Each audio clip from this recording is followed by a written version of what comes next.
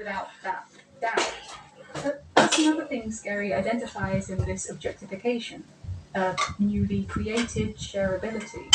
When something has shape, it begins to externalize, objectify, and make shareable what is originally an interior and unshareable experience. As much as horror is a genre defined by the unknown and the unknowable, it's equally defined by a simple desire to be understood when we ourselves feel monstrous or alone. It connects individual and collective experience, especially in cinema, since, as Isabel Pinedo points out, the movie theatre is already a semi public setting, both communal and solitary.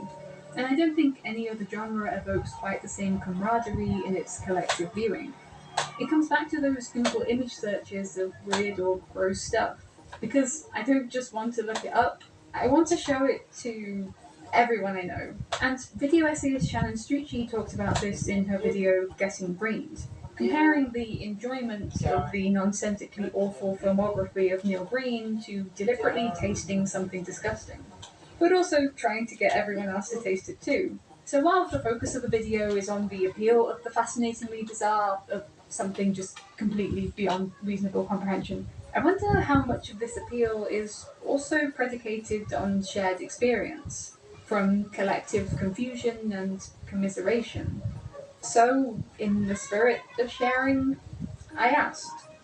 So, Grace asked me if the communal aspect was a key part of my enjoyment of Neil Breen's films. And despite the fact that I say in my video that having the same structured, shared cultural experience that The Room and Rocky Horror have developed into would detract from my enjoyment of Breen's work, I totally agree with Grace, and my answer to her question is a yes. I don't think that at any point I would want to face Neil Breen films alone.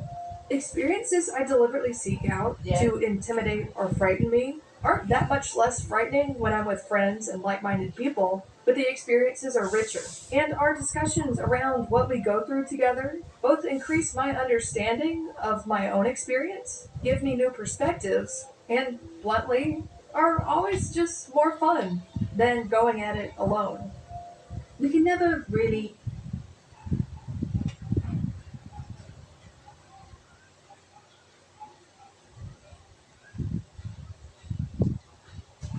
While working on my series on parasocial relationships, I ended up getting deeper into robotics than I ever wanted to, and bumped up against a concept that I'd always found really interesting, but had never researched in much detail: the Uncanny Valley. I've been meaning to write a horror theory series anyway, and the Uncanny Valley is a great place to start, both as a well-known concept that deserves further elaboration and examination, and as a companion piece to the parasocial series. So welcome to Horror Theory. This is a series that will serve as an excuse for me to talk about one of my favorite topics, horror, and draw attention to and support and/or challenge a variety of horror-related theory that I feel is worth talking about. The robot's face is made of silicon plastic, and it can show emotions through facial expressions and hand movements.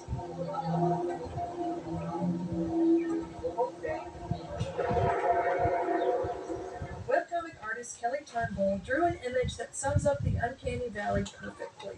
It's a simplified version of the original graph Masahiro Mori made in his essay that introduced the phenomenon, and it uses the spectrum of toaster to human to illustrate it. Basically, humans have an affinity for things that are a cute, cartoonish, or unrealistic representation of a person.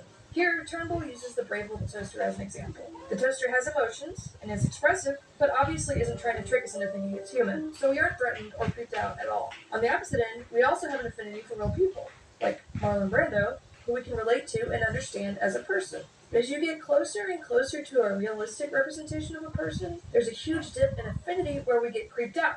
Things look off. Something is almost human but not quite, before affinity goes back up when you hit actual person. That's the Uncanny Valley. The idea that something that tries to be human and gets close but fails freaks us out way more than something that doesn't try very hard, with the valley being the dip in the graph between the first and second peaks. The Uncanny Valley is not a particularly obscure idea, but I wanted to start my series on horror theory with it because 1, its history, including faulty translations, outside challenges to the concept, some researchers even insisting that it doesn't exist, and the ways in which Mori has changed his mind over the years, are all very interesting and aren't nearly as well known as the concept itself. 2, like I said, it serves as a great companion piece to my parasocial series, being that it's hard to form a relationship with an almost human entity if it creeps you out too much for you to want to get close to it. 3, I felt that there are applications of the theory outside of representing just humans, and that something in the valley can elicit emotions other than affinity or fear. And 4, I think that there are ways in which the theory contributes harmful ideas to our society that go unchallenged. Just generally, I wanted to both flesh out the concept and provide an alternative perspective. Let's backtrack real fast, 40 or 50 years.